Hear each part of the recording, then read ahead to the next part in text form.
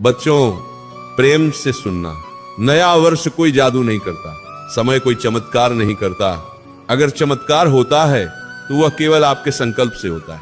नया साल केवल एक अवसर देता है अपने जीवन को देखने का, अपने जीवन को समझने का और अपने जीवन को सुधारने का। अगर मन वही रहा, अगर आदतें वही रहीं, अगर आलस्य वही रहा, तो कैलेंडर बदल जाने से जीवन नहीं बदलता। नया वर्ष 2026 आपके जीवन में इसलिए नहीं आया है कि आप केवल खुशियां मनाएं, बल्कि इसीलिए आया है कि आप अपने भीतर झांकें और अपने आप से ये प्रश्न करें, मैं अपने जीवन के साथ क्या कर रहा हूं। आज की पीढ़ी बहुत तेज है, बहुत बुद्धिमान है, लेकिन सबसे बड़ी समस्या ये है कि मन बहुत चंचल हो गया है। पढ़ाई सामने है, किताब सामने है, लेकिन मन मोबाइल में घूम रहा है। शरीर क्लास में बैठा है, लेकिन मन कहीं और भटक रहा है। यही भटकाव आगे चलकर जीवन की सबसे बड़ी बाधा बन जाता है। इसलिए अगर नए वर्ष 2026 में आपको सच में आगे बढ़ना है तो कुछ बातें करनी ही होंगी और कुछ बातें किसी भी कीमत पर नहीं करनी होंगी। पहला उपदेश, पढ़ाई को बोझ मत बनाओ, उसे साधना बनाओ। पढ़ाई कोई सजा नहीं है, पढ़ाई कोई बोझ नहीं है, पढ़ाई एक साधना है। जैसे कोई भक्त पूरे प्रेम और श्रद्धा से भगवान की पूजा करता है, वैसे ही विद्यार्थी को अपनी पढ़ाई को पूजा बनाना चाहिए। जब आप ये सोचकर पढ़ते हैं मुझे नंबर लाने हैं, तो मन जल्दी थक जाता है।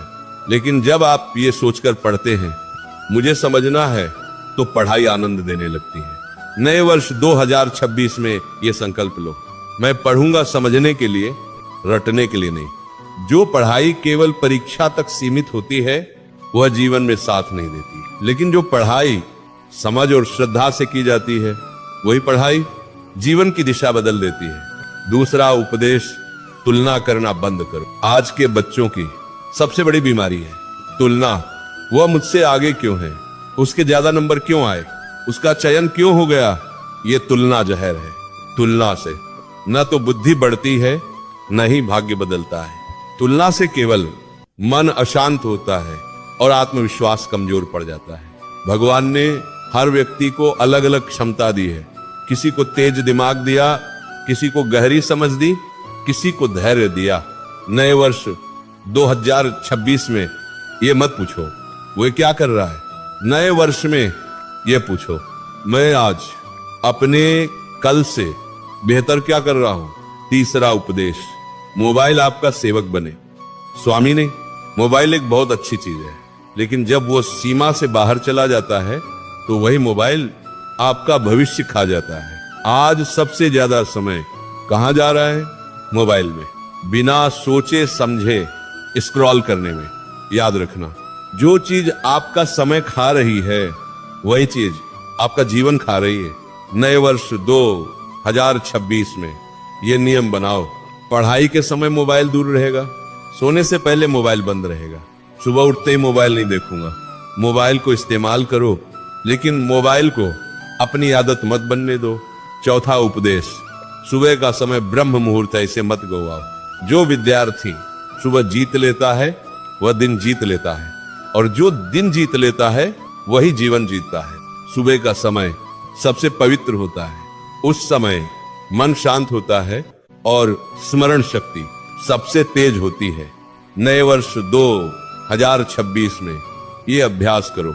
सुबह जल्दी उठो, मोबाइल से पहले किताब देखो, प्रभु का स्मरण करो, थोड़ी देर मौन में बैठो। याद रखना, सुबह जो विचार मन में डालते हो वही विचार पूरा दिन चलाते हैं। पांचवा उपदेश, आलस्य को मित्र मत बनाओ।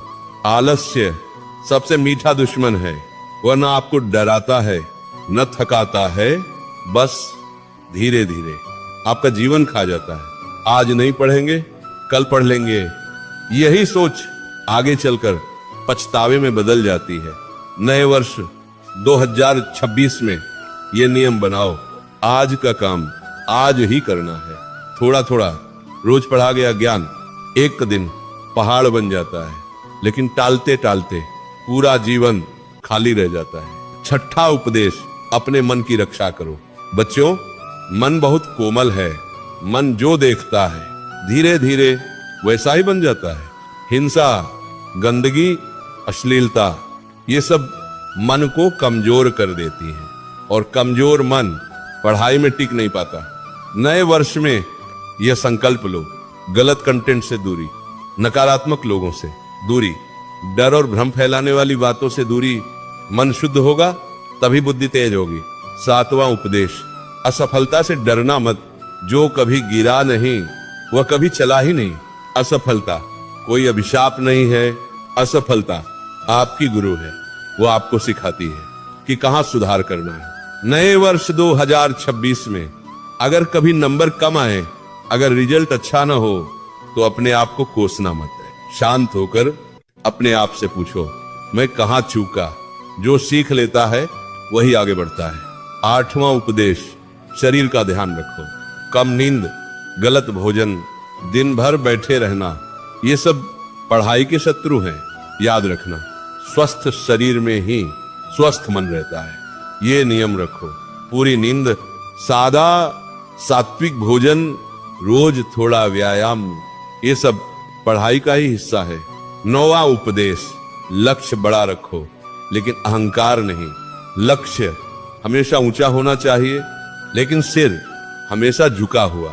जो अहंकार में पड़ता है वह टूट जाता है और जो विनम्रता से पड़ता है वही आगे बढ़ता है। भगवान से प्रार्थना करो, प्रभु मुझे सफलता देना लेकिन मुझे एक अच्छा इंसान बनाए रखना। 10वां उपदेश, रोज आत्मचिंतन करो।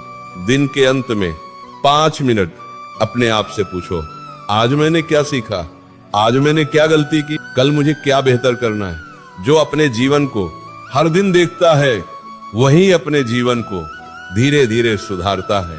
नया वर्ष 2026 कोई साधारण वर्ष नहीं है। यह वर्ष आपसे मेहनत मांगता है, अनुशासन मांगता है और धैर्य मांगता है। अगर आपने अपने मन को साध लिया, अपने समय को साध लिया और आलस्य को छोड़ दिया, तो कोई भी ताकत आपको आगे बढ़ने से नहीं रोक सकती।